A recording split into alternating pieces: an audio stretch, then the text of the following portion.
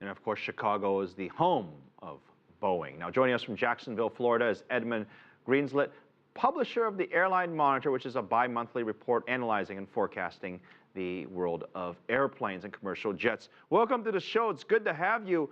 This Paris Air Show, I speak to executives on both sides of the aisle, at Airbus and Boeing, and there's a friendly but very serious rivalry that takes place. This year, Airbus showed off the A350. Boeing is showing off the new expanded 787. What do you think of either one of them? Well, I think both of them are doing very well. And you're right, they are sort of friendly rivals, I guess you would say, but they're very serious rivals.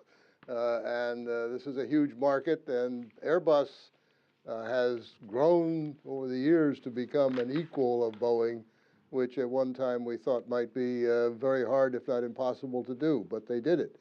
And so now the Paris Air Show is a venue where everybody tries to, shoot the moon in terms of, new orders, new programs, new ideas, and they save up in order to be able to do that, and they're doing it. And the 787-10 is, in a way, one of the few new programs that's launched there. But it's an important one for Boeing because it's the biggest member of the family. The 787s that are being flown now in China and everywhere else in the world are the 787-8s, which is a much smaller airplane. Edmund, I want to ask you the 787 battery issue. Yes. Can we kill it? Is it a closed case now? Problems completely fixed? I want to say yes, but I can't actually.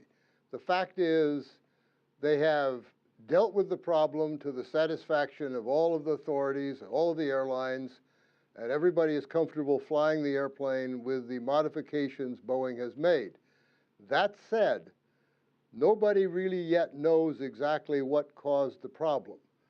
So we still have that factor. The Transportation Safety Board in the U.S. intends to keep looking, and they intend to find out why. And until they do find out why, we're just going to have to accept that what Boeing has done is acceptable to everybody, but it's still not a true solution because they don't know what caused it. We could talk a lot more longer on this topic, but I want to ask you about the two big bears in the room, so to speak. Airbus has a 380. Tracer's report said that on takeoff, it burns a tremendous amount of fuel. Boeing has the 787-800, which is the newer version. It's longer, it's a little wider, and it can seat more people. It's their revamped version of a 747. For both of these, the 380 and the 747, why aren't we seeing more orders for these planes? For both of them, really, quite frankly.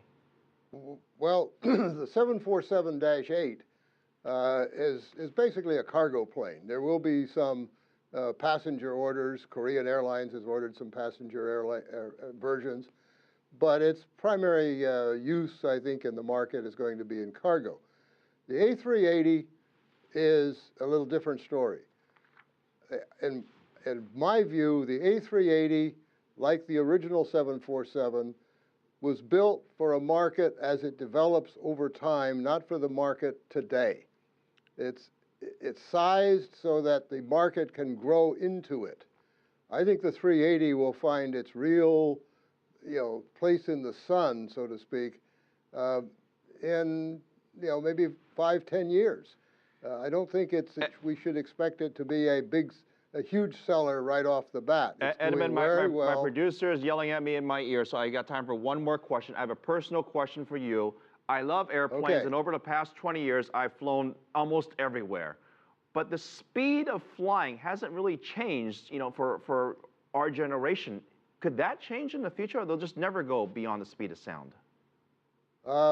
It's not going to change for a long time. I don't know if you can see my lapel, but that's a Concorde, the late lamented supersonic transport.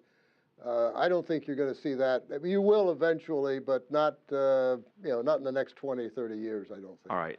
Edmund Greenslet, publisher of the Airline Monitor, joining us live from Jacksonville. Thank you so much for your time.